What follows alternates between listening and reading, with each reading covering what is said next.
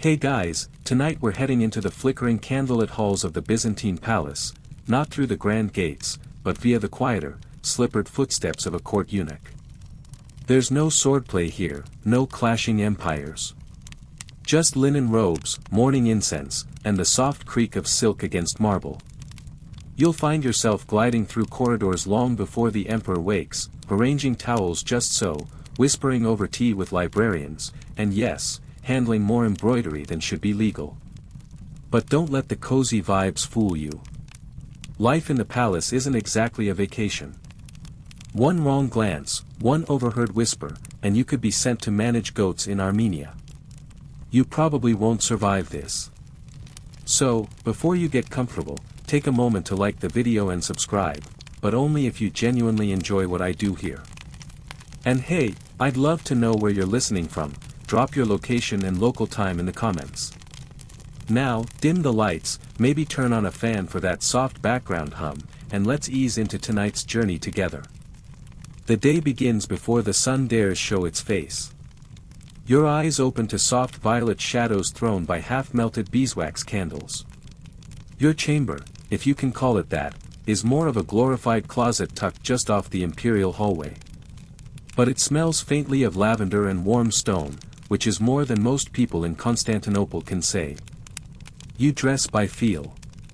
A thin tunic of tightly woven linen first, then your soft leather slippers, the ones that don't squeak. You slide your belt on last, a subtle but status-signaling piece embroidered in fine gold thread. Not too bold, not too modest. Just enough to remind everyone that you serve close to power, but never dare to pretend you are power. Outside, the halls are still. You move like fog, unhurried and soundless. The marble beneath your feet is cool, even in summer. Somewhere above you, a pigeon coos in the rafters, followed by the low, reverent echo of a chapel bell announcing prime. You smile slightly. You're always ahead of the bells.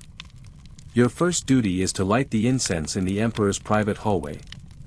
You carry a small clay dish filled with grains of frankincense and myrrh, lifting it carefully to the iron grate of the bronze censer. The smoke curls up like ghostly ivy. It smells rich and resinous, exactly the kind of scent that makes visiting dignitaries feel like they've walked into a sacred manuscript. Historians still argue whether this ritual was truly religious or just impressively theatrical. Either way, your job isn't to debate, it's to make sure the smoke trails left, not right, which allegedly brings good fortune.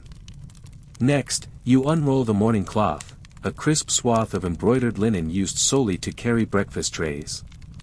You navigate through the palace kitchen, where the cooks are already snapping at each other in hushed tones. Someone's burned the wheat porridge again. Someone else forgot the candied plums.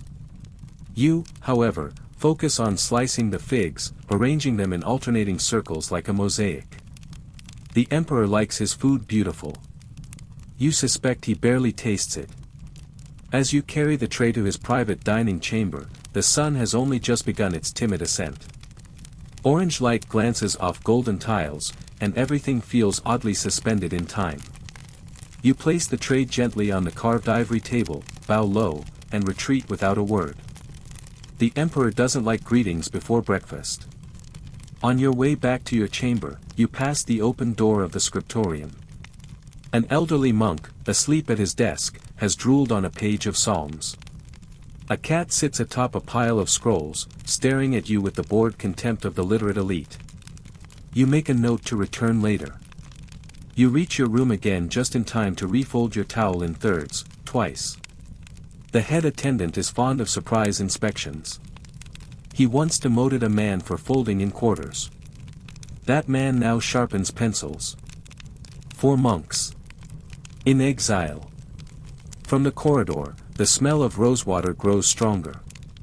That means the empress is awake. You won't see her. You're not important enough to stand in her presence, but you are important enough to make sure the rug she steps on hasn't been turned 90 degrees off axis. You sigh, adjust it by precisely 1 inch, and smile faintly. That rug has nearly started wars. You move like a shadow through the corridor, steps light, posture impeccable, face calm. Being seen is not your role. Being remembered? Even worse. You're a eunuch, not just in title but in identity, a presence meant to exist just enough to keep the palace from tipping over.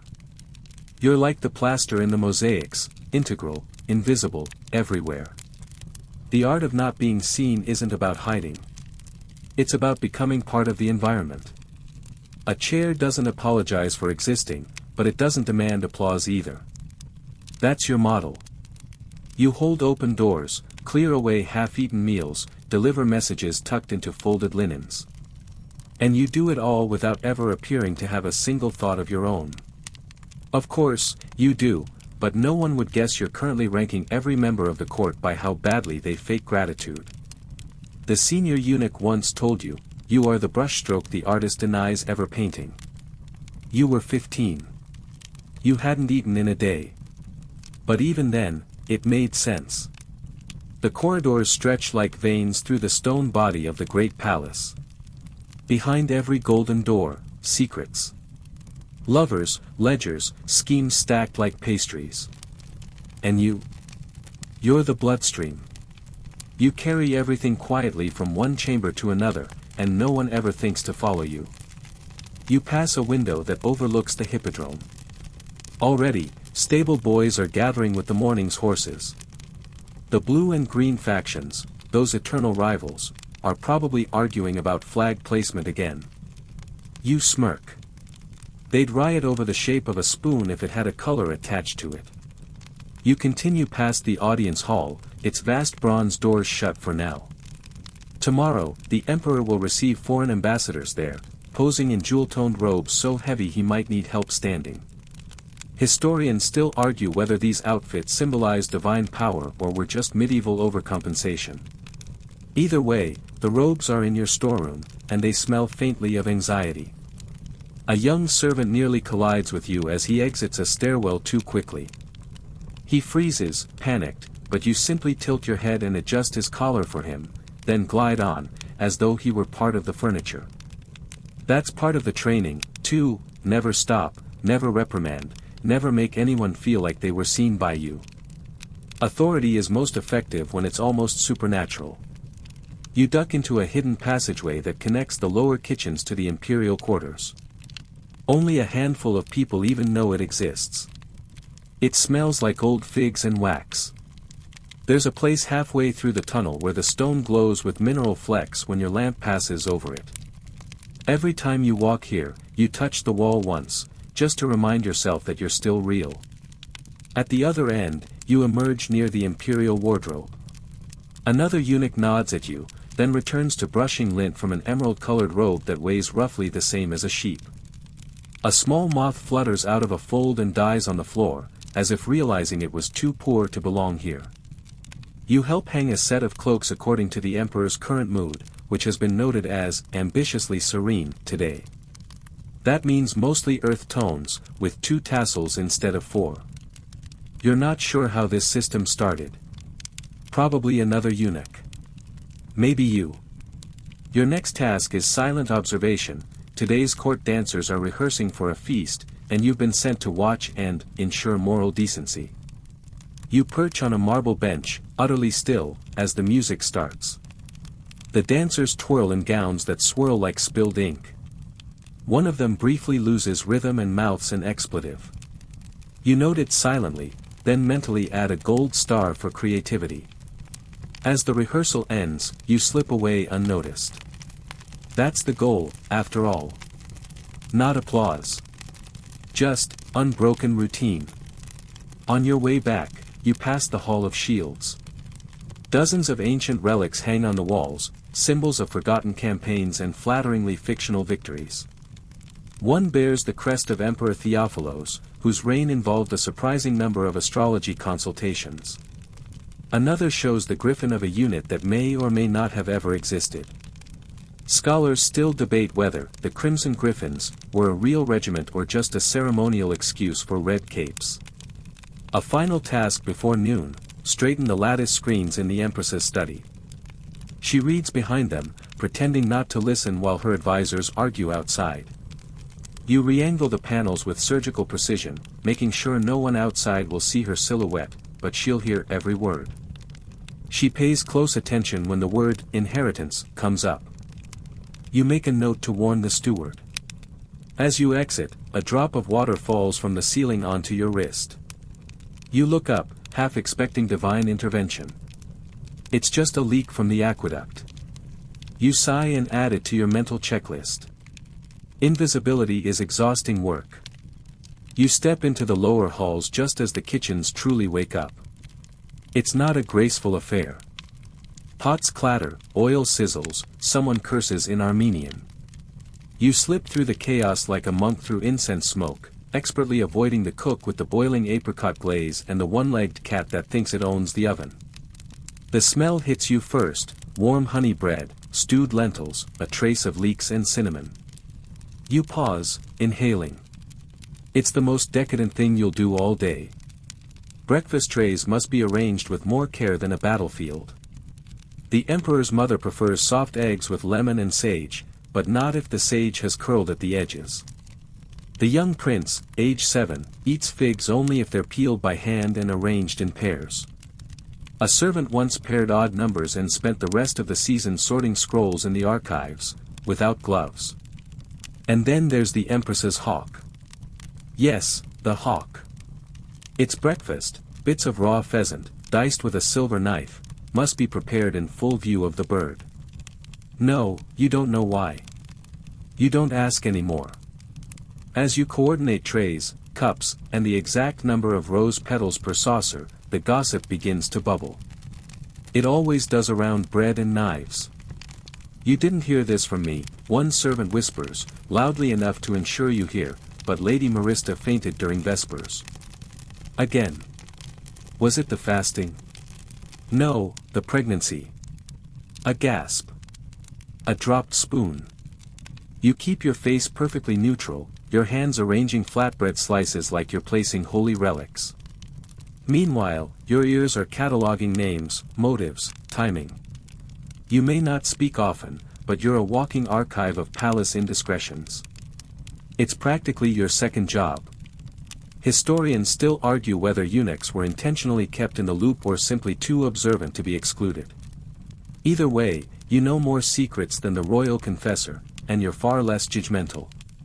You carry the morning tray to the emperor's astronomy chamber, a little detour not listed on any schedule.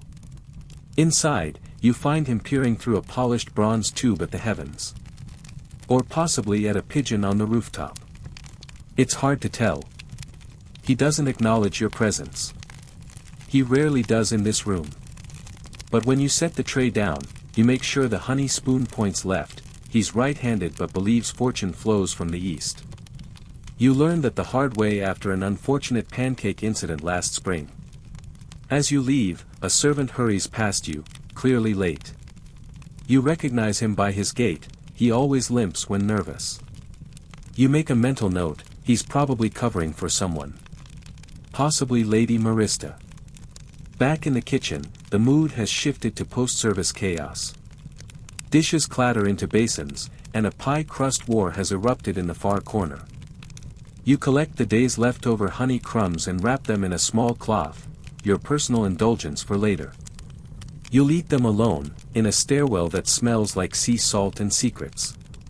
Before you go, you glance at the tall spice cabinet. It's locked, as always, but you notice the rosemary jar is missing. That's peculiar. The emperor's physician has been requesting rosemary every day for weeks, claiming it strengthens memory. You're beginning to suspect it's for someone else entirely. You take the servant's stairs, narrow, uneven, always slightly damp. On the second landing, there's a faded fresco of Saint Thecla, half covered in soot. No one's cleaned it in years, and yet someone recently placed a single daisy at her feet. You pause, not out of reverence, but curiosity. Who still remembers this saint enough to leave flowers? You'll probably never know. And that's the strange joy of the palace, half of it is mystery, and the other half is laundry. Speaking of which, you check your wax tablet. 3 new linen bundles are waiting in the lower laundry. You sigh. The palace laundry is not a place for the weak-willed. It's warm, damp, and smells like boiled olive oil. The air hangs heavy with steam. You nod to the head laundress, a terrifying woman named Pelagia who speaks in single syllables and can identify 30 shades of white by candlelight. You assist in sorting today's load. Not by size, but by purpose. There are robes for mourning, robes for negotiations, robes for silently intimidating Venetian diplomats. Each must be treated differently. Mourning linens get rinsed in violet water, diplomatic silks require orange blossom oil, which costs more than a junior servant's annual wage. You watch as one robe is gently lowered into a tub of lukewarm water. It bears a hand-stitched phoenix crest, a symbol of renewal. You try not to think about the last time it was worn. A prince had died. Not of illness. Not quite of accident either. You glance at Pelagia. She shrugs. Robes don't ask questions, she mutters. You nod. Neither do eunuchs. You leave the laundry rooms with the faint scent of rose and ash clinging to your sleeves, your arms still damp from helping fold the ceremonial linens. The stairs back up are mercifully quiet, and your slippered feet make no sound against the stone, another detail you've mastered through years of practice. You once heard a noble mutter that eunuchs float. That's fine. Let them believe it. Your next duty, wardrobe inspection. Not yours, of course, you have only 3 garments to your name, and you wear them on rotation like a monk with a sewing kit. No, this task involves the emperor's personal collection, housed in a room so heavily perfumed it could qualify as its own forest. You unlock the door with one of the tiny brass keys hidden in the folds of your sash. The hinges groan softly, as if they too resent the day's labor. Inside, racks of shimmering fabric, embroidered to excess. Cloaks lined with fox fur, silk tunics stitched with miniature gold griffins, collars so stiff they could double as weapons. And all of it must be organized, maintained, rotated, and, yes, laundered. Each item carries weight beyond its fabric. The green robe with sapphires, worn during spring fertility rites. The black robe with the ivory trim, reserved for mourning a patriarch. Historians still argue whether Byzantine fashion was rooted in symbolism or just unchecked aesthetic ambition. But here's what you know, no emperor would be caught dead wearing a peacock pattern on a Tuesday. You begin your inspection with a long cedar brush. Any trace of lint, dust, or unseen moth must be banished. You tap the hem of one tunic and sniff gently. If it smells even faintly of must, it's pulled from rotation. The emperor's nose is sharper than a tax collector's pen. Midway through folding a crimson robe, you notice something strange. A tiny thread, golden, but not of the usual silk, loose at the shoulder. It's not supposed to be there. You lean closer. Someone's added a charm into the stitching. A protective sigil. Small, discreet, likely the work of one of the seamstresses. You pocket the thread wordlessly. Better not to draw attention. Especially not when charms are involved. You've seen noblemen break down weeping because a stitch faced west instead of east. Behind you, a draft slips through the window slats, fluttering the edge of a sleeve. You sigh and straighten it. In this place, fabric demands more respect than most people. You finish with the ceremonial sash drawer. Each sash bears calligraphy stitched in gold thread, sayings meant to ward off ill fortune or impress the illiterate. Your favorite is one that simply reads, "The lion eats with his eyes." You've never known what it means. But it's embroidered so beautifully you've decided it's probably wise. With everything in place, you make a final check of the inventory tablet. You mark the worn cuffs on 2 outer cloaks for mending. The last eunuch who failed to report a frayed cuff was reassigned to candle maintenance. That might sound peaceful, until you realize the palace uses over 1,000 candles a day. After locking up the wardrobe, you pass through the embroidery chamber, where several seamstresses sit in silence, bent over frames. They barely look up when you enter. You nod politely, pausing to admire one's near-invisible stitchwork. It's a dragon, curling around a fig branch. Probably for one of the ceremonial towels the emperor insists on using during bath week. One woman glances up, then back down quickly. She recognizes you. You recognize her. A shared secret, years ago, she helped hide a letter in the hem of a robe you were delivering. You never opened it. Never asked. But you remember the way she'd held her breath until you returned with it gone. You nod again and continue. Loyalty isn't loud. Your next stop, scent room. Yes, it's exactly what it sounds like. Shelves of oils, balms, powdered petals, and small bundles of dried herbs, all organized by mood, ceremony, and astrological season. One vial reads, "For harmony among guests, or at least their noses." Another is labeled Victory Oil, which smells suspiciously like cinnamon and overconfidence. You prepare the emperor's daily blend, rose, basil, and a single drop of amber essence, stirred 3 times clockwise. If the scent is too strong, it overwhelms him. If too subtle, he suspects sabotage. You dab the blend onto the inner hem of tomorrow's tunic. And now, the final task of this circuit, testing the handkerchiefs. Soft enough for noble noses, sturdy enough to survive dramatic nose blowing.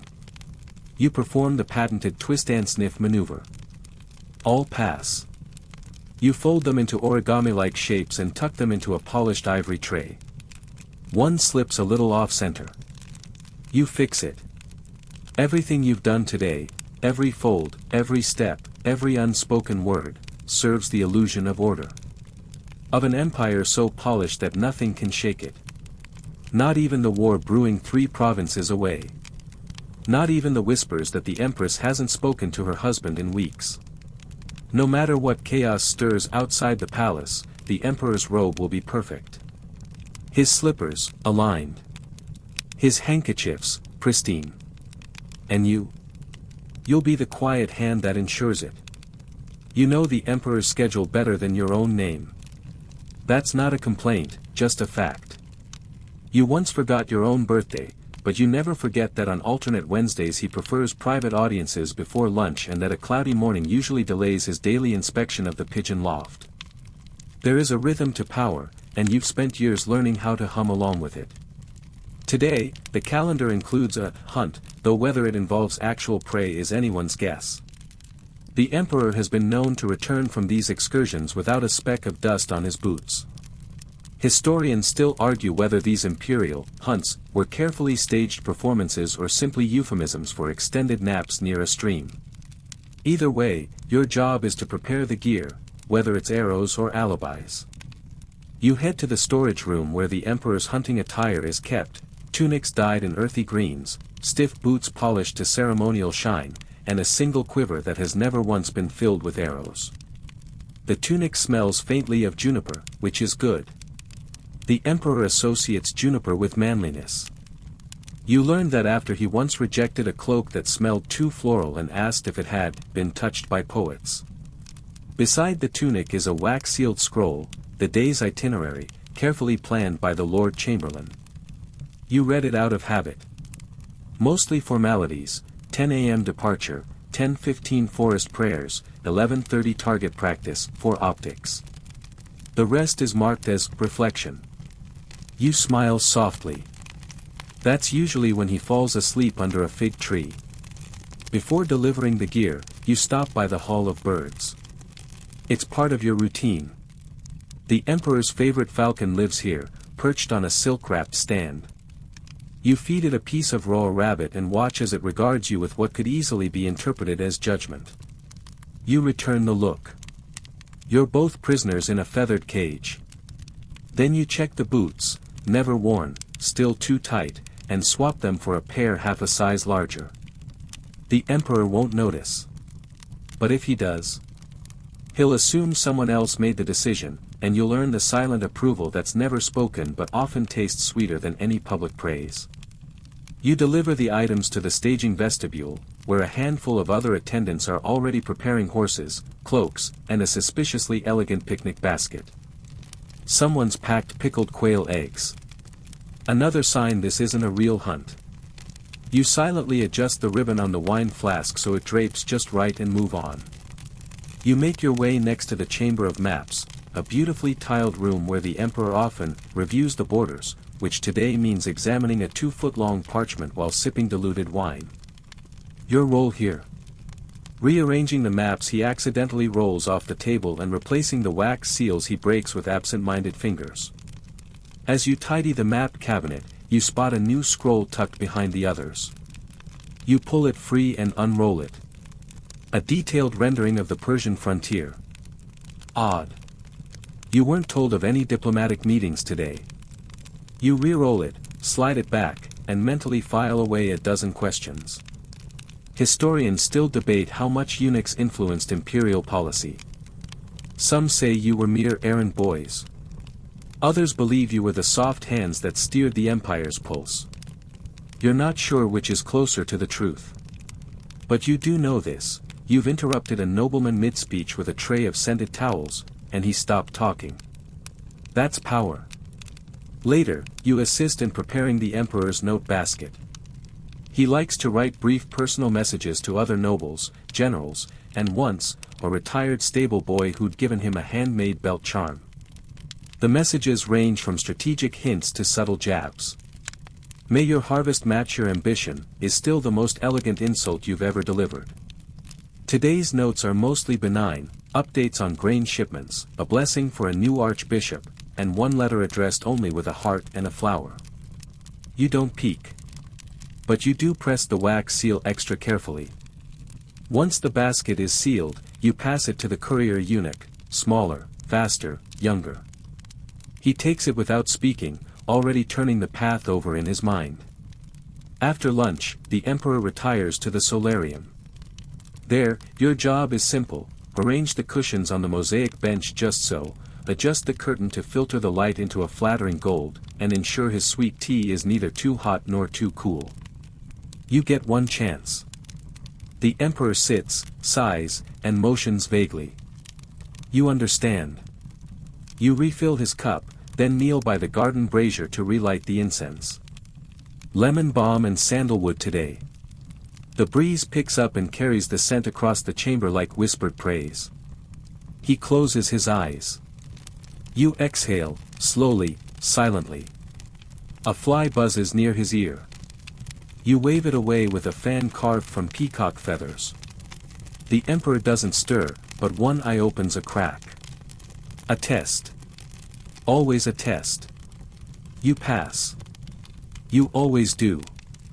The emperor eventually dozes off in the solarium, his breathing slow, shoulders slack, the cup of sweet tea resting untouched beside him. You step back quietly, like you've done 100 times, and vanish into the folds of the palace. Your destination now is not part of any official schedule. It never is. And yet, somehow, you always end up there when the world pauses. The palace library isn't vast. It's more of a glorified scriptorium, hidden in a shaded annex that smells of old leather, ink, and the faintest trace of mildew.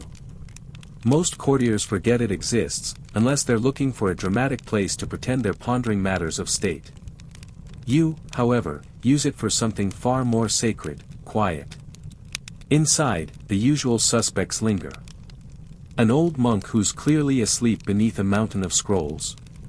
A stray cat curled up beside a pile of wax tablets, grooming itself like it's preparing for an audience with the patriarch. And you. You slip into your favorite corner, between the philosophical treatises and the forgotten astronomical charts. The light here is soft, filtered through stained glass slats colored like diluted wine. You sit down slowly, sighing for the first time all day. No one sees you. No one asks anything of you.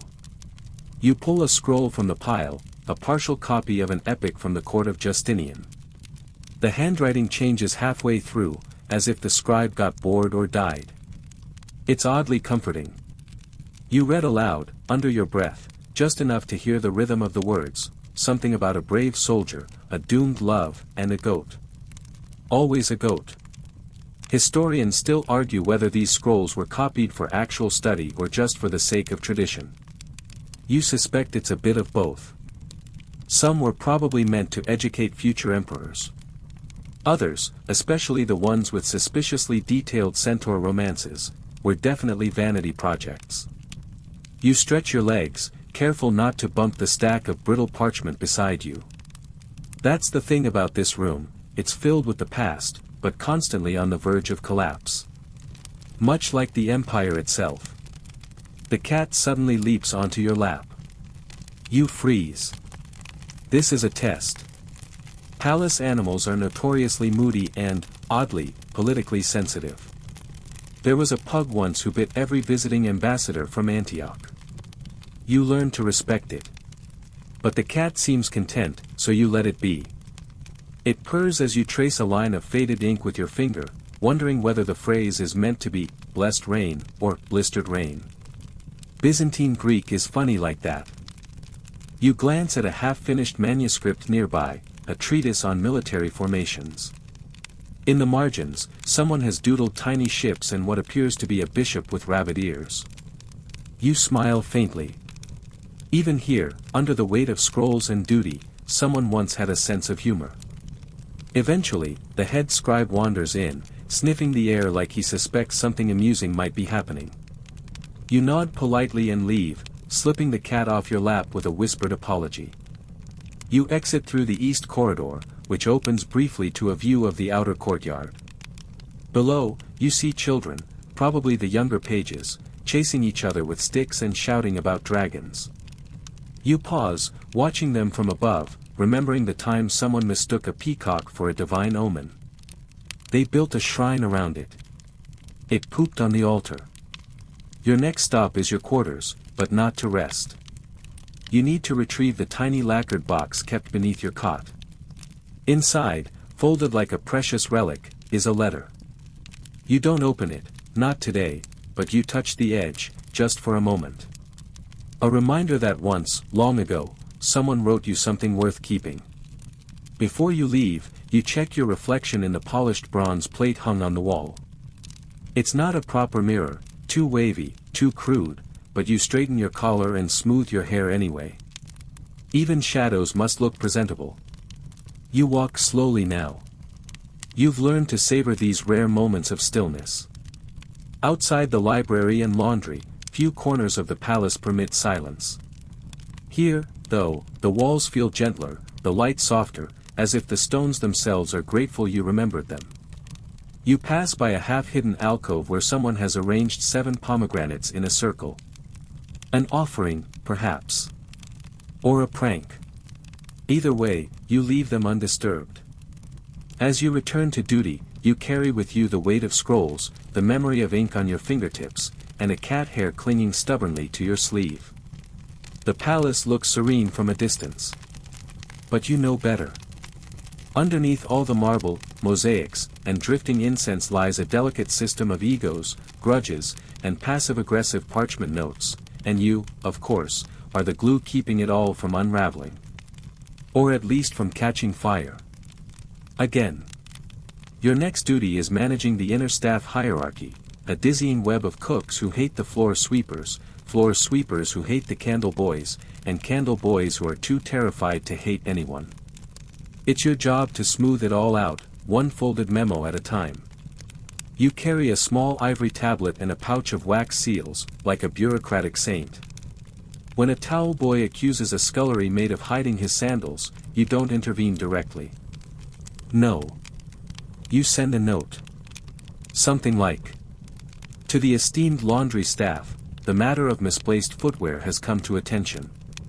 Kindly ensure all sandals remain in their assigned quarters, lest toes grow confused." It's signed with a flourish and sealed with the mark of the lavender wing. That makes it official. No one questions the lavender wing. You glide through the east hallway toward the antechamber of rugs, where the real battle of the day awaits.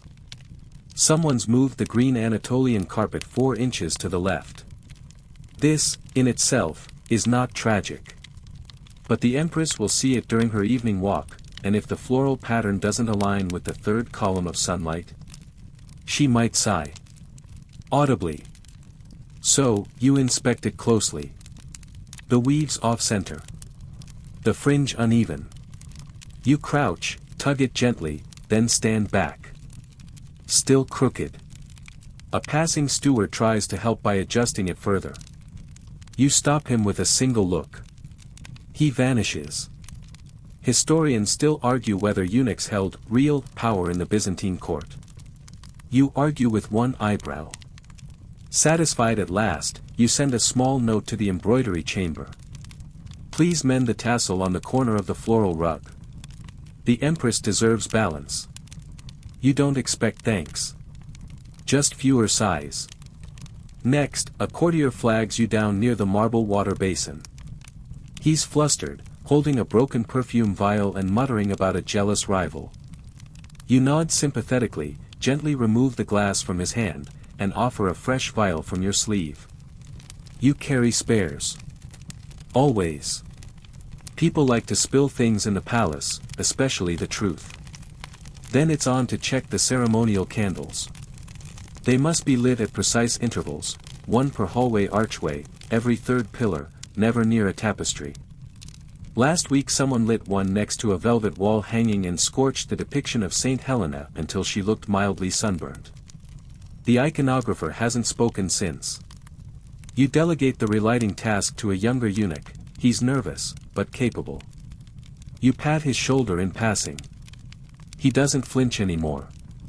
That's progress. A loud clang echoes from the northern gallery. You wince. Someone's dropped a candelabrum. Again. You arrive to find 3 servants pointing fingers, one of whom insists it was already leaning. You examine the base and the wax pattern on the floor. You've seen crime scenes less suspicious. You murmur, candles do not lean. Then turn and walk away. Let them think about that for a while. You send one final note of the day. To those responsible for the Hall of Muses, the candelabrum has spoken. It requests firmer footing. Later, you pause for a sip of cool water beside the courtyard fountain. The sun slices through the air like a blade of soft gold. You watch its reflection on the surface and think about how many things you're expected to notice without ever pointing them out. You are not decoration. You are function wearing silk. One of the visiting ambassadors passes nearby. He does a double take, perhaps recognizing your face from 100 quiet errands, but he doesn't speak. They never do. You nod, and he nods back, and somehow that says more than words. The Empress's parlor boy appears at your side, out of breath. The lily arrangements, he pans. They were supposed to be facing east, you finish. Of course they were. Lilies must always face east during Lent, lest the sun frown. You head there immediately. 3 vases, all facing west. You rotate them silently, leaving behind a note for the florist. Lilies, like faith, lean toward light. He'll understand. Or he won't. Either way, the lilies now face the right direction. At the end of this flurry, you return to your chamber and sit down, just for a moment. The world outside your door hums with activity. You are a quiet center in the eye of the imperial hurricane. If nothing collapsed today, that means you did your job. You stretch out your legs, sigh, and then, because you remember everything, go fix the crooked carpet again. By mid-afternoon, the Great Hall of Ceremonies is already in transformation mode, velvet curtains being aired, incense censers polished, and throne cushions gently beaten with carved ivory paddles. A ceremony is coming, and the air thrums with the kind of theatrical tension you'd expect from an amateur opera troupe preparing for a royal audience. Which, to be fair, isn't too far off. You enter without fanfare and immediately start scanning the perimeter. You're not here to oversee the ritual itself, that's for bishops and dignitaries. No, your job is more important, making sure no one trips over a tassel, faints from hunger, or wears the wrong kind of sleeve. Which has happened. Twice. Ceremonies are less about devotion than display. The Byzantine Empire, more than most, understands that politics is a visual medium. Every gesture, every thread of embroidery, every incense plume is a message. You're fluent in all of them. You start with the emperor's ceremonial cloak. It takes 4 eunuchs to carry, 5 to unfold, and a lifetime of training to hang it properly. The inner lining is crimson silk, the outer shell embroidered with a dozen imperial eagles, each stitched in gold and tiny pearls. It weighs more than a small child and is about as cooperative. You carefully inspect the hem for damage. Nothing yet, though one eagle seems to be missing a beak. You note it on your wax tablet. It will be replaced before the next equinox. The wigs come next. Yes, wigs. The emperor's hair is selective in its appearances these days, and a little help is required. Each wig is curled and scented with crushed myrtle leaves. You choose the one labeled Subtle Majesty, which means slightly more hair, fewer ringlets. You then move to the throne dais, where the cushions must be arranged with absurd precision. The one under the emperor's right elbow must sit exactly 1 finger width higher than the left. Why? Because a visiting ambassador once misread an even cushion setup as a sign of equal power. That ambassador now oversees grain tariffs in a coastal province. Alone. Historians still argue whether the empire's obsession with ceremonial detail was a genuine spiritual exercise or just passive-aggressive control by fabric. You believe it's both. You've seen entire policies shift based on a misplaced tassel. Your next task: backstage. Yes, backstage. Court ceremonies, like theater, require quick costume changes. Behind a panel of gold-latticed screens, 3 noblemen are practicing their bows, trying to look reverent without wrinkling their tunics. One sneezes and immediately panics about having dislodged his shoulder clasp. You hand him a spare from your robe pocket. You carry 5, just in case. He takes it without thanking you. That's expected. You nod and glide away. A choir rehearses nearby, their voices layered like honey and cold milk. You pause to enjoy it. Not because it's beautiful, though it is, but because for a brief moment, no one is shouting or rearranging a pillow. Then the incense bearers arrive, trailing smoke and confusion. One's holding the censer upside down. You gently rotate it, adjusting the chain, and whisper, "The fire goes down, not up." He blushes. You pretend not to notice. The procession begins shortly after. You move to your station behind the curtain, unseen, silent, vital. You're the one who gives the signal to the musician to start the drum roll. You count the steps of the emperor as he enters, and if his left sandal squeaks, you mark it for polishing tomorrow. If the archbishop forgets his line again, you're the one who gently coughs from behind the curtain to remind him. Everything runs smoothly, for the most part. A minor incident erupts when the empress's train brushes against a candle and singes. You step in instantly, removing the train with a fluid motion and replacing it with the secondary veil from the side alcove. No one notices. The empress doesn't even look at you. But she'll leave a small lavender sachet near your door tonight. Her version of "thank you." After the ceremony, you oversee the dismantling. The curtains are folded, the cushions return to their velvet chests, and the dais swept of any stray olive leaves. You collect a single, half-melted wax bead from the floor and tuck it into your pouch. A souvenir. You don't know why you do this. Maybe it helps you remember all the moments no one else does.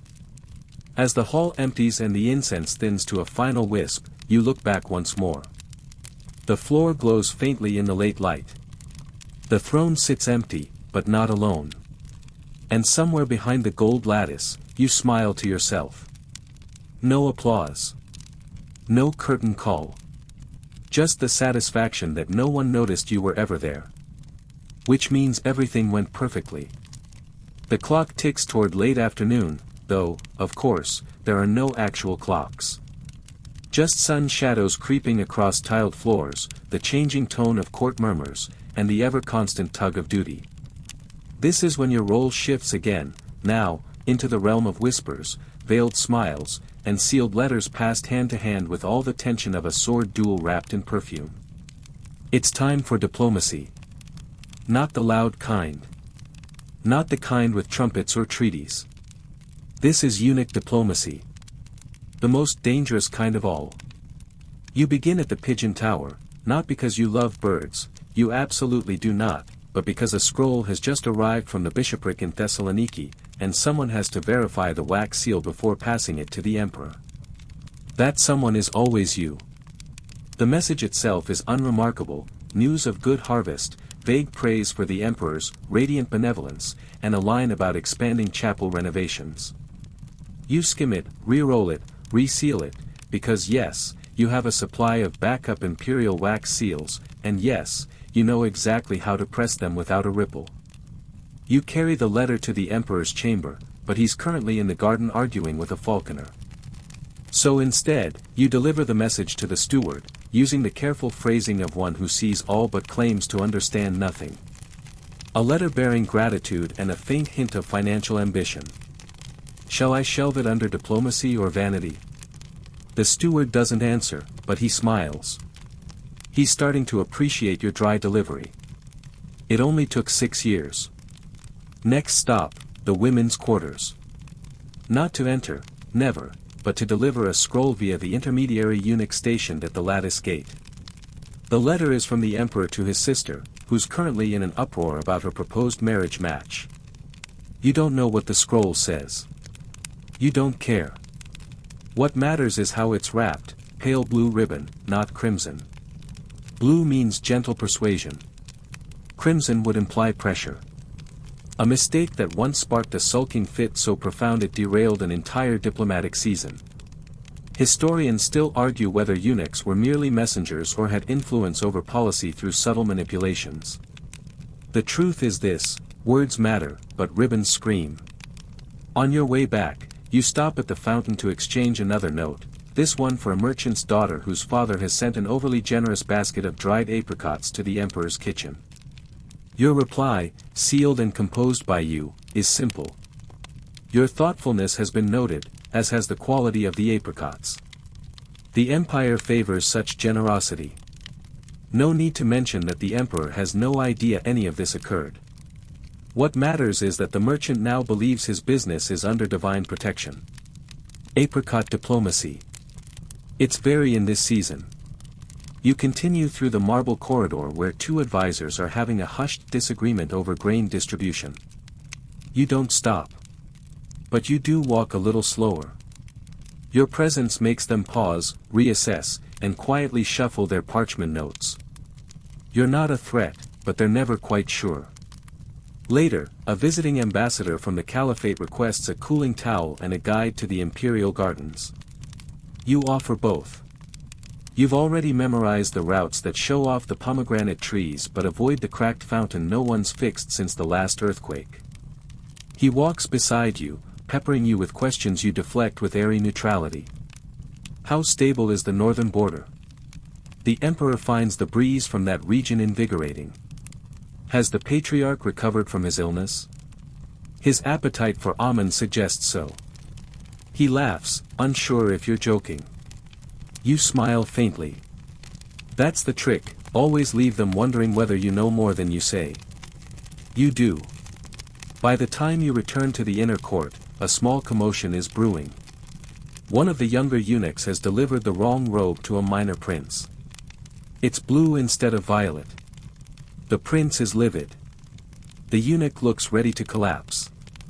You step in quietly, bow to the prince, and whisper just loudly enough. Your Highness, the Emperor requested blue this morning as a subtle sign of peace. I believe he wished it echoed in your presence. The prince hesitates. He's not sure whether this is true. But he doesn't want to be the only one not understanding the symbolism. He straightens his collar. Ah, he says. Very well. Crisis averted.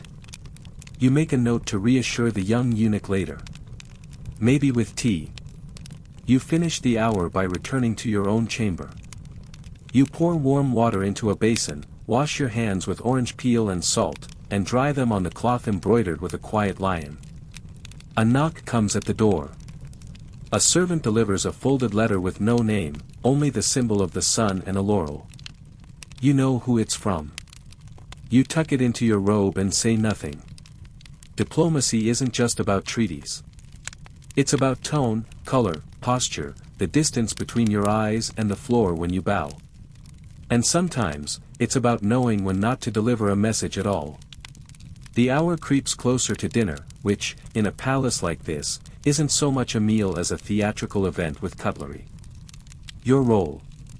Simple: ensure everything goes smoothly, invisibly, and without any forks ending up in the wrong hands, or the wrong courses. You begin in the grand dining hall. 100 oil lamps flicker to life overhead, their light reflecting off polished bronze plates and gilded goblets.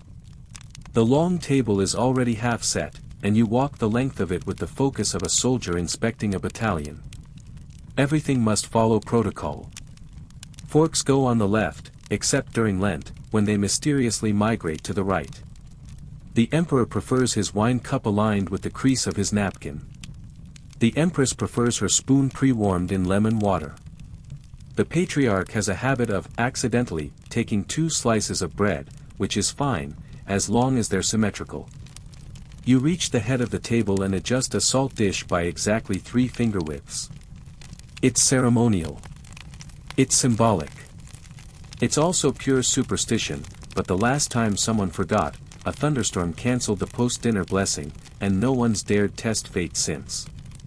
A steward approaches and quietly whispers that one of the noble ladies has requested a less assertive plate. You know what that means: the fish design offends her. You swap it for one with fewer eyes. Problem solved. You check the emperor's chair last. The velvet is clean, the cushion firm, the lion embroidery unfrayed. You even sit in it briefly, not out of arrogance, but to test the view. The emperor must see the room as a panorama of deference and obedience, not crooked placements or sulky cousins. Historians still argue whether these meticulous dinner setups were genuine attempts at order or elaborate social traps. Honestly, both. A misaligned fig can be more damning than an insult in Greek. In the kitchen, chefs scurry like anxious artists. Tonight's menu includes boiled lamb with garlic, barley cakes, spiced chickpeas, and a custard made with rosewater and strained goat milk. You sample a corner of the barley cake, purely for quality control, of course. It's dry. You silently pass a note recommending honey drizzle. The chef pretends not to be grateful. Next, the wine steward. He's polishing amphory and humming off-key. You gently remind him, again, not to serve the imperial vintage until the second toast. Last time he didn't listen, and someone ended up confessing to misallocating temple funds. Mid-course. You return to the dining hall just as the candles are lit. The room glows like a jeweled cavern, the gold on every goblet catching tiny stars of light. Guests begin filtering in. Nobles in brocade, clerics in velvet, a visiting cousin of the emperor wearing what might be a curtain. The noise rises, laughter bouncing off the frescoed ceiling. You watch everything. You notice who bows too deeply, who avoids eye contact, who switches goblets when they think no one's looking. One noblewoman whispers to another and glances toward the bishop. You don't need to hear the words. Her arched brow says enough. You circulate along the walls, adjusting curtains, nodding at servants, rescuing one boy who nearly spills pomegranate sauce onto a duke's lap. You take the tray from him, steady his hands, and send him off with a soft pat. He'll remember that. The emperor enters last, flanked by guards but walking with the easy confidence of someone surrounded by people who owe him everything. He surveys the table, nods once, and sits. The room exhales. Dinner begins. Your job now is watching the flow, of food, of conversation, of tension. You move like silk between courses, collecting empty plates, refilling wine, gently lifting a fallen spoon before anyone else notices. You replace it silently. The guest nods, half in awe, half unnerved. Good. That's the effect.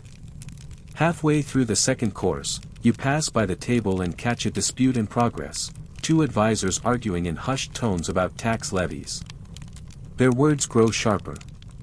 You pause behind a column, then quietly drop a folded note on the table between them. It reads, "Gentlemen. The Emperor favors digestion over debate." They blink. Then laugh nervously. The argument ends. As the final course is served, custard, garnished with mint, you observe the Emperor closely. He's relaxed, pleased. He raises his goblet. A toast begins. You mouth the words along with him, having memorized every ceremonial version. Tonight's ends with, "May our empire shine as brightly as this wine." You resist the urge to roll your eyes. The toast ends. Applause. Dessert. You slip away. Back in the kitchen, you note which dishes were untouched. You jot down a reminder, the custard was too floral. The mint needs to be soaked longer. Someone mentioned it reminded them of perfume. You also make a mental note that the foreign ambassador didn't eat at all, an insult, or nerves. Before retiring for the evening, you write one final note. You leave it on the steward's table.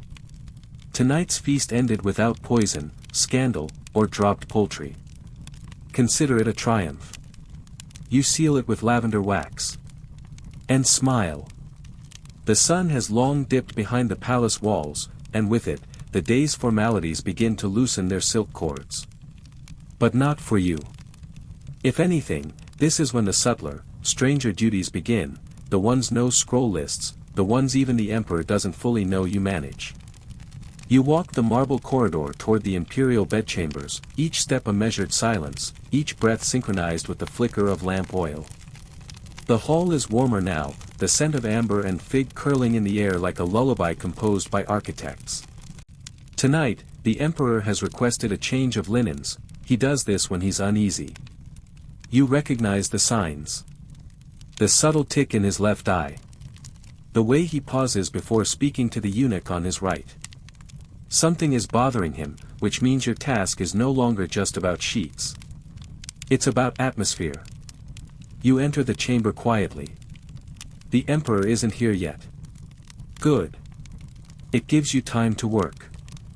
First, the bed, four-poster, carved walnut, draped in gauzy veils that catch the candlelight like smoke.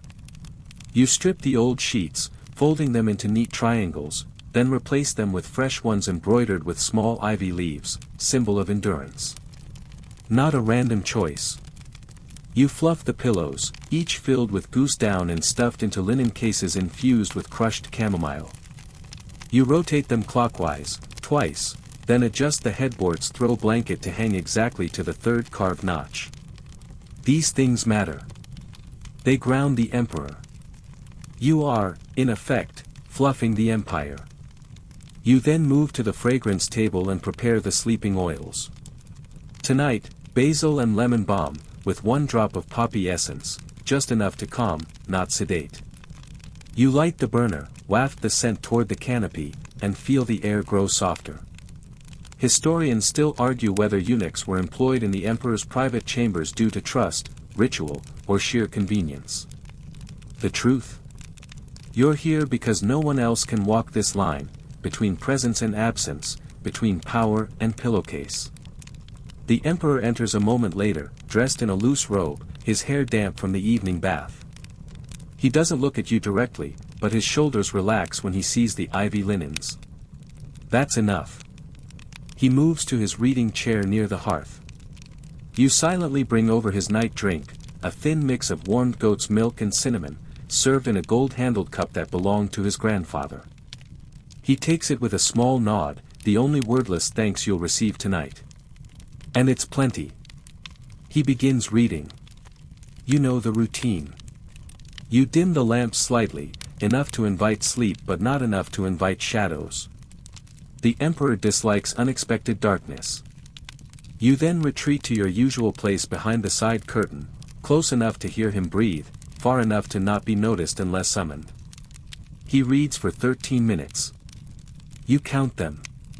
Not from obsession, but from duty. At minute 14, he yawns. Minute 15, he sets the scroll down. Minute 16, he says aloud, "Turn the roses." You step out, walk to the corner vase, and rotate the bouquet 1/3 turn left. He likes the white roses to face east. No one else would remember. You bow, and he waves a hand. You vanish again. Moments later, a knock. Not loud, not urgent. You open the side door and accept a folded robe from one of the concubines. She nods, her eyes tired, and walks away with her attendant. You've seen her here before. She doesn't stay long. You hang the robe neatly on the post by the changing screen and remove the glass of wine she left behind, untouched. You clean the rim with a cloth scented faintly of mint. Just in case. You tend the fire. Just a little more wood. Enough to warm the chamber until the second hour of the night. Eventually, the emperor stands. Walks slowly to the bed. You help draw the curtain. You place the slippers just under the bench, toes pointing out, ready for morning. He lies down, breath already slowing. He doesn't speak again. You return to your post behind the curtain and sit. Not to rest. To listen. To guard. The walls feel heavier now, the palace quieter.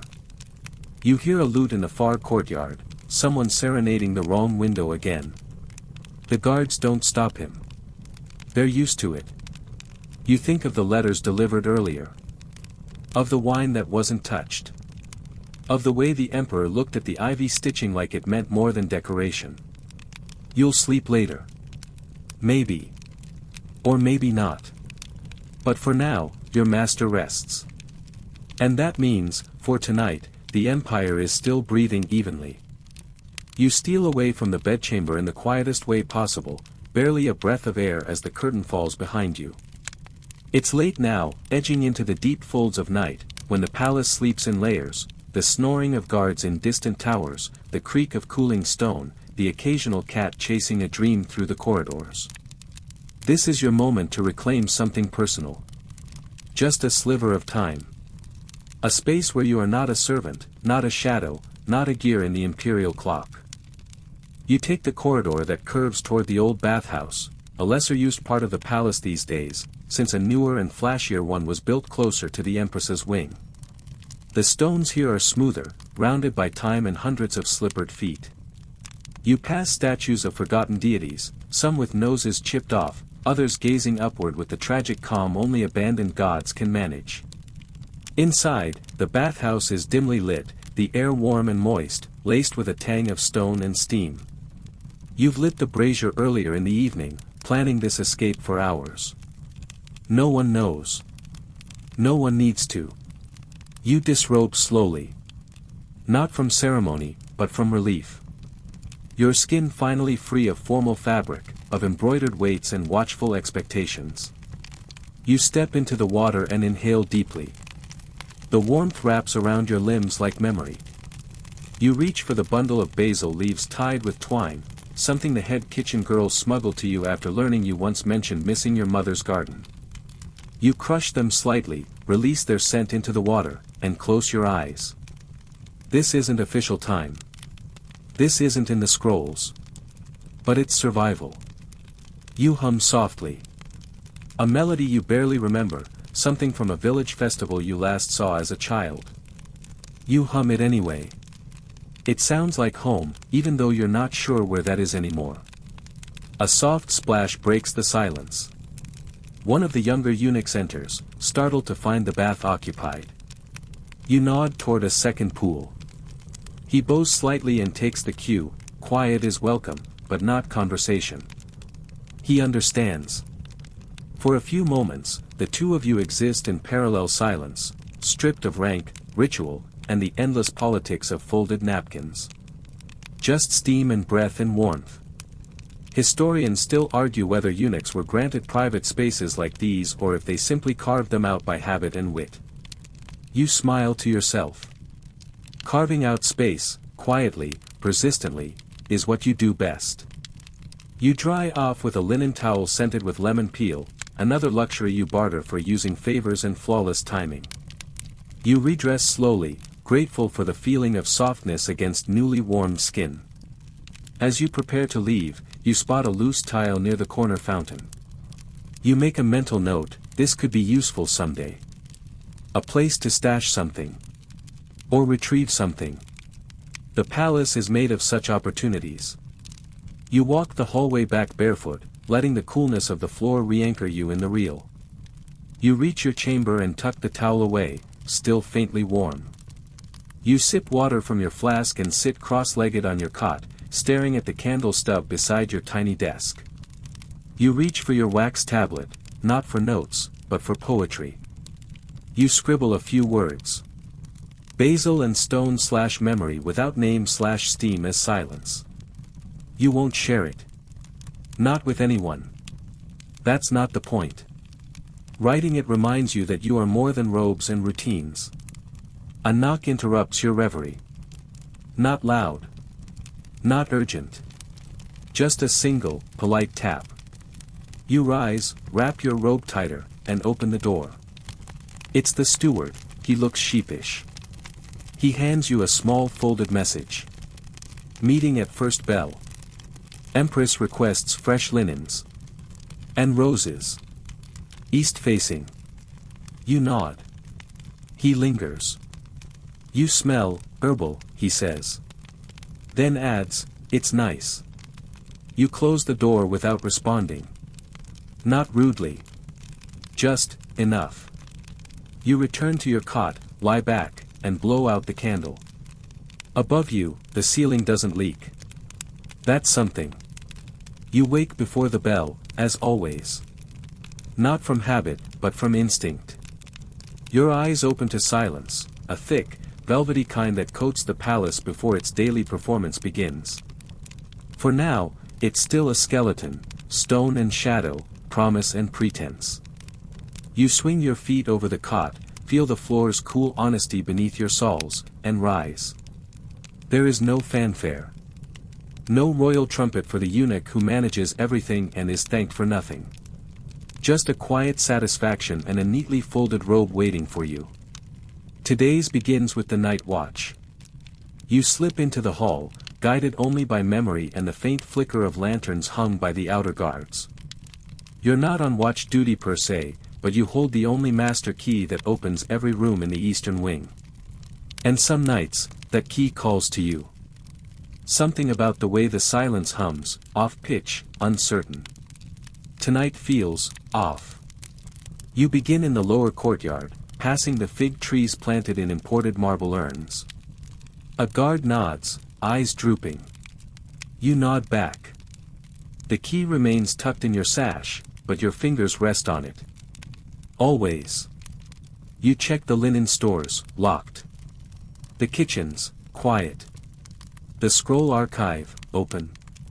That's not normal. You step in slowly. Candles still burn at half-length. A scroll lies half unrolled on the desk. It's a treatise on naval architecture, copied in tight, elegant script. You recognize the handwriting. The emperor's cousin. Curious. He's never cared about boats. You re-roll it, place it back in the shelf, and wipe the ink blot from the desk. Not your business, yet. You move on to the aviary tower. The birds are restless tonight. Wings flutter. One coos angrily. You light a small lamp and walk between the perches. A hawk stares at you with the same intensity as the empress during a budget hearing. You pause at one cage. It's empty. You raise your lamp. No sign of forced entry, but the latch is loose. Your stomach shifts. That bird, a rare falcon from Armenia, was a gift from a foreign dignitary. Losing it is no small matter. You leave a note on the aviary keeper's stool. One of your guests has flown. Please secure the rest before dawn. Or we all take flight. You sign it with a simple wax seal, lavender. The eunuch's insignia. Enough to cause action, not panic. You continue toward the central gallery, where torches throw uneven light across the frescoes. You've always liked this space best at night. The gods in paint seem gentler by torchlight, less judgmental. You pass a mosaic of Theodora. Her eyes always follow you. Tonight, she seems to wink. Finally, the imperial study. You unlock the side door, not the main one, and step in, careful not to disturb the incense bowls. A faint glow lingers from the brazier. The emperor has been here. A single scroll sits open on the desk. Unsealed. You glance at it only briefly. It's a list. Names. Positions. Some with check marks. Some with crosses. Historians still argue whether eunuchs were involved in purges, reassignments, or quiet retirements. They'd argue harder if they ever saw lists like this. You close the scroll gently. You're not meant to know. And yet, you'll remember every name. You turn to leave, but you notice something out of place: flowers. White hyacinths. Arranged beside the ink pot. Hyacinths mean sorrow. You make another mental note. You walk the halls one last time, lantern swinging gently, until the shadows grow thinner. Dawn is blooming in the gaps between columns. Back in your quarters, you wash your face in chilled water. You check the key, still there, still cool against your palm. You wrap it back in its silk pouch and tuck it beneath the sleeping mat. You don your second robe, the one with reinforced seams, in case today gets loud. Because something is brewing. And while others sleep, you've already walked the palace with open eyes. You don't need a herald to tell you something's wrong. You feel it in the silence. Not the usual palace hush, that's a cultivated quiet, a well-manicured garden of whispers. This silence is too still, like a pond just before something breaks the surface. And you, of course, are already wading in. Your duties begin as always. You oversee the setting of the emperor's morning table, porridge, figs, candied nuts, and the rosewater-soaked towel folded precisely in a swan shape. He dislikes butterflies, long story. But the cook is pale. The towel boy forgets the mint sprig. Even the steward's shoes are mismatched. You adjust the towel yourself and place the mint without a word. Everyone's waiting for something, and when people wait like this, it's never good. The guards at the outer chamber wear different sashes. Gold instead of crimson. That's not a mistake, it's a statement. You nod to one, who pretends not to see you. A bad sign. When people start pretending you're invisible in the wrong way, it means they've stopped trusting the walls. You make your way to the Hall of Icons. It's the usual schedule: 3 advisors, 2 bishops, and 1 artist who insists on repainting St. George's eyebrows. The emperor is supposed to attend mid-morning to reflect, which usually means a 10-minute nap in the velvet chair while everyone recites compliments at different volumes. But he doesn't show. You circle back toward the private garden. His personal guard is gone. Not reassigned, gone. A single sandal lies by the hedge. You pick it up, smooth the strap, and place it on the bench. Inside, a page is sobbing quietly near the scroll chamber. You don't ask what happened. You ask, who saw him last? He points toward the Hall of Coins. You follow the corridor past the treasury, where accountants murmur and blink too often. Someone drops a tally stick. No one bends to pick it up. In the next room, a noblewoman clutches her necklace too tightly. She's talking too quickly about architecture. You listen just long enough to hear her mention changing winds and quiet removals. Then you leave. By the time you reach the council corridor, it's confirmed: the emperor is missing. Or hiding. Or gone. The palace doesn't say such things aloud. It shifts. The drapes hang differently. The incense burns slower. You return to your chamber, not to rest, but to gather. You collect your wax tablet. Your second robe. Your sealed packet of letters written for a day like this. You unlock the small coffer beneath your cot. Inside, a key you've never used, a list you never wrote, and a tiny jade pendant shaped like a fish. You don't wear it, but you keep it near. Not for faith. For focus. Historians still argue whether palace eunuchs led coups or merely anticipated them. The truth is that no one ever really leads a coup. You just recognize the moment before others do, and move slightly to the left. You walk past the linen stores, closed. The kitchen, too quiet. The garden aviary, still missing that falcon. You finally enter the chamber of tapestries, where the empress is speaking softly to three generals. Their armor shines. Their faces don't. She sees you. You bow. She does not smile, but she nods. You don't ask questions. You ask, which linens? She replies, black. You turn and go. The entire palace knows what's coming now. The emperor is not dead. Not yet. But he is done. And somehow, through nothing more than smooth footsteps and towel folding, you've ended up as one of the few people who can move freely. You supervise the preparation of the morning chamber, though there will be no official mourning. Not yet. Just silence. Just roses. East facing. You adjust the angle of the drapes, set the incense to vetiver and sage, clean, grounding, and leave a basin of water at the foot of the bed. Not warm. Not cold. Just, ready. As you leave, a younger eunuch asks, should I tell the chamberlain? You pause. Then say, he'll already know. Back in the hall, the guards with gold sashes are everywhere now. You count 17.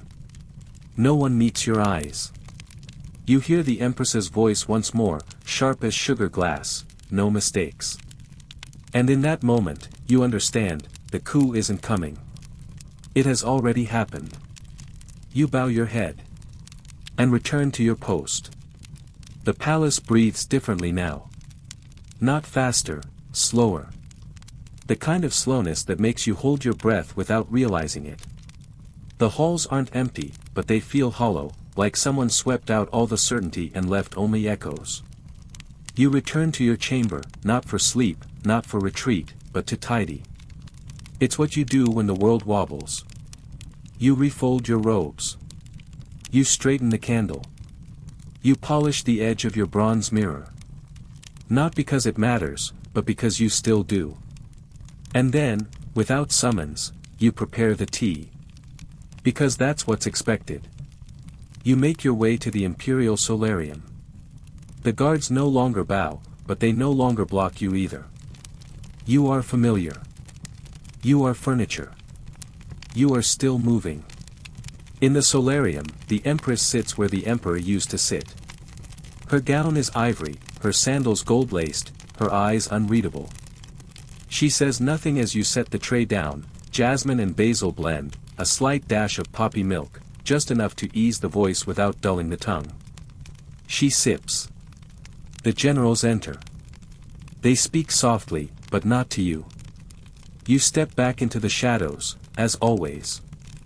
The words float like feathers, sharp with clipped phrases. Temple support secured.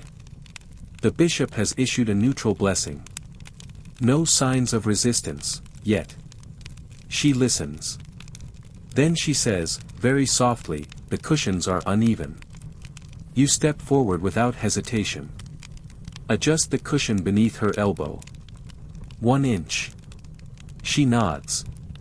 That's your reward. Historians still argue whether the transition between emperors was smooth, contested, or bloodless. They will never agree. Because the truth is never in the scrolls. It's in the tea temperature. The curtain fold. The order of footfalls in the hallway. You are in those footfalls. Later, you walk the perimeter of the palace one final time before dusk. It is yours in a way it never was before, not to own, but to know. Every corridor, every creak, every crooked tile. You pass them all in silence. You find a guard crying softly near the chapel. You say nothing. You leave a folded cloth near him. It's all you can do. Back in your chamber, you light the last candle. You retrieve the jade fish pendant and place it on the windowsill, facing east. And then, finally, you sit. And you breathe. You lie down on the cot. The flame dances gently at your side, its light warm but not demanding. Your robes rustle softly as you adjust the folds around your legs, and your fingers, for the first time all day, relax. Outside, the night air has settled. No more urgent footsteps. No whispers around corners. No watching eyes behind veils. Just the sound of the wind brushing past stone, like a lullaby long forgotten. The palace is still. The empire turns on its axis once more. And you? You've done everything required. More than most will ever know. You allow yourself a final exhale, a long one, letting your thoughts stretch like lazy cats into the corners of the room. No notes to write. No incense to measure. No linens to fold. The cushion under your head feels softer tonight, or maybe you've just allowed it to. The silence is no longer heavy, it's gentle now. Like warm water. Like a curtain slowly falling at the end of a performance no one clapped for, but everyone witnessed. You close your eyes. You hear the distant song of a nightingale, maybe real, maybe memory. You drift. You disappear. And the palace sleeps with you.